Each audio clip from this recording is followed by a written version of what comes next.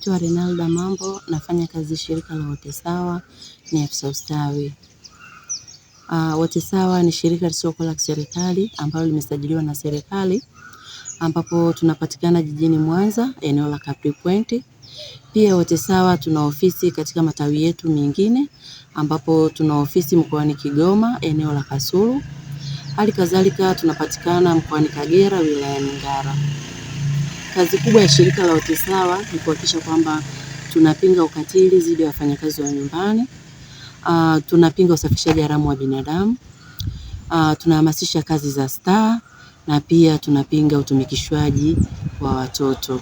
Kwenye swala zima la utumikishwaji bado kuna changamoto. Sisi kama shirika la Wote Sawa tumekuwa tukijitahidi sana kutoa elimu, hasa kwenye vipindi vya redio, TV na mikutano ya hadhara. Lengo ni kwamba jamii iweze kupata uelewa kuhusu madhara ya utumikishwaji wa watoto. Sambamba na hilo pia tumekuwa tukitoa elimu kuhusu madhara ya usafirishaji haramu wa binadamu, kwa sababu bado kuna jamii ambayo haijatambua nini maana ya usafirishaji haramu wa binadamu. Na pamekuwepo na wimbi kubwa la watoto ambao wanasafirishwa kiharamu pasipo kujua kwamba ni biashara ya usafirishaji haramu kwa binadamu. Kwa hiyo mtoto anaamua kwenda. Pindi anapofika kwenye eneo ambalo ameahidiwa, anakuta sio kile kitu ambacho ameahidiwa. Mwisho wa siku ndo unakuta ameondoka kwa lengo la kwamba anaenda kufanya kazi za nyumbani, lakini pindi anapofika anaingizwa kwenye biashara za ngono, kwenye madanguro. Na mwisho wa siku anatumikishwa kingono, lakini haambuli chochote. Anayekuwa mnufaika mkuu ni yule ambaye amefanya mchakato wote kumhamasisha mpaka kumshawishi kuhakikisha kwamba anafika sehemu husika. Kwa hiyo akisikia 1,000,000 na ni kitu ambacho hajawahi kukishika. Na tukiangalia kweli 1,000,000 ni nyingi. Wafanyakazi wa nyumbani wengi wao wanaishia kulipwa 30-40. Pamoja na kwamba serikali bado inatoa maelekezo kuhusu vima vipya vya mshahara, lakini bado wengi wao wanalipwa 30-40. Hata wanafunzi walioko mashuleni wanadada wa kazi. Kwa hiyo pindi wanaporudi nyumbani ni rahisi kuelezea wazazi wao kwamba kuna mabadiliko ya vima vya mshahara kwa wafanyakazi wa nyumbani.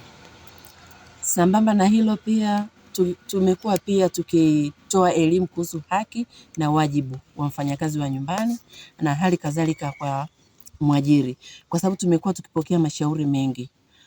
Miongoni mwa mashauri ambayo tumeyapokea ni mwajiri kutokufahamu wajibu wake kwa mfanyakazi wa nyumbani, hali kadhalika pia mfanyakazi wa nyumbani kutokufahamu wajibu wake kwa mwajiri wake.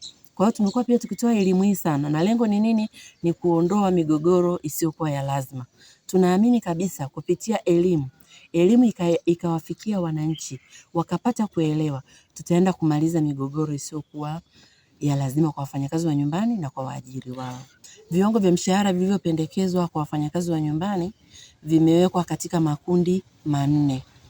Kundi la kwanza ni kwa waajiri ambao wameajiri wafanyakazi wa nyumbani. Kuna watu tunawaita wanadiplomasia au wafanyabiashara wakubwa. Kundi hili serikali imeweza kuja na tangazo kwamba mfanyakazi wa nyumbani anayefanya kazi kwa wanadiplomasia au wafanyabiashara wakubwa anatakiwa alipwe shilingi 328,000 kwa mwezi. Na pesa hii anatakiwa alipwe yule anayefanya kazi. Hali kadhalika tukaenda mbele zaidi, serikali ikaona kabisa kwamba kuna kundi jingine ambalo linafanya kazi kwa viongozi wenye stahiki. Nikiwa naimaanisha kwamba wabunge, mawaziri na viongozi wengine ambao wanafanya kazi serikalini. Hawa ni wale ambao mishahara ya wafanyakazi wao inalipwa moja kwa moja kupitia kule wanakofanyia kazi.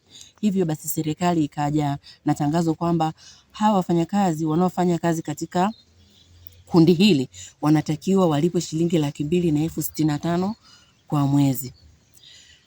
Tukaenda sasa kwenye wale watu ambao ni watu wa kawaida, wakati wafanyabiashara wengineo ambao wameajiri wafanyakazi wa nyumbani. Kuna wale wanaokuja na kuondoka.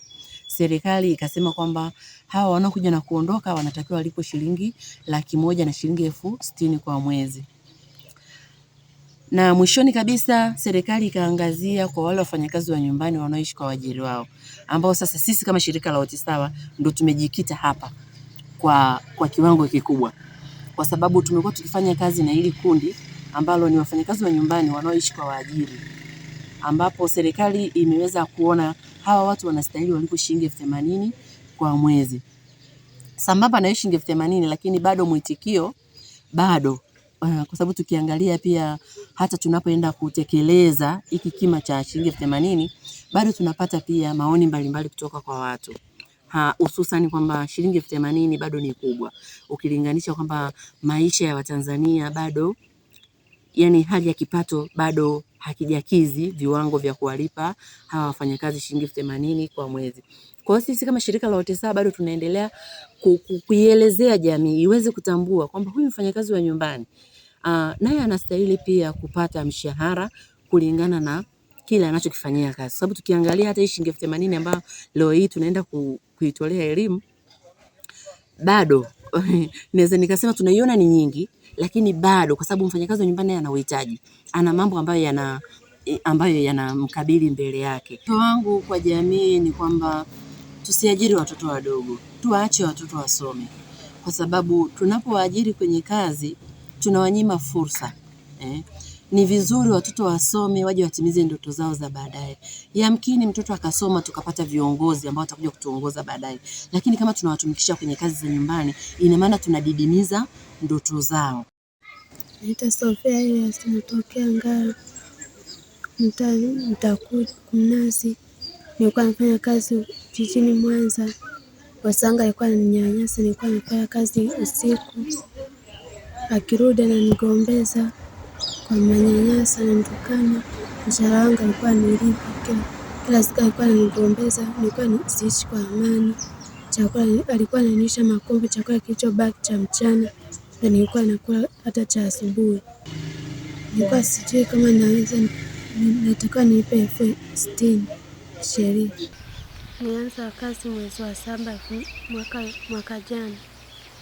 Nilikuwa namdai miezi 5, amenipa miezi 2. Nashukuru shirika la Wote Sawa kwa kunitetea. Kwa wale wenzangu ambao wananyanyasa, waje shirika la Wote Sawa na imani atawasaidia. Kwa wale wenzangu ambao wananyanyasa, waje shirika la Wote Sawa na imani atawasaidia. Bakari Isa hapana. Wafanyakazi wa ndani kulipwa mishahara midogo sio haki, ni unyanyasaji. Ni unyanyasaji kwa sababu ile pesa wanayolipa inakuwa haikizi mahitaji yao binafsi. Inatakiwa serikali iangalie kwamba bana kufuatilie wafanyakazi wote wanaofanya kazi za ndani ili waweze kuwasaidia na waweze kupandishwa mishahara. Mimi naona kwamba mashirika yanayotetea haki za wafanyakazi wa ndani naomba zifuatilie kwa kina zaidi, ziangalie kwamba hiki kitu kinachofanyika je, ni sawa au sio sawa. Asante sana.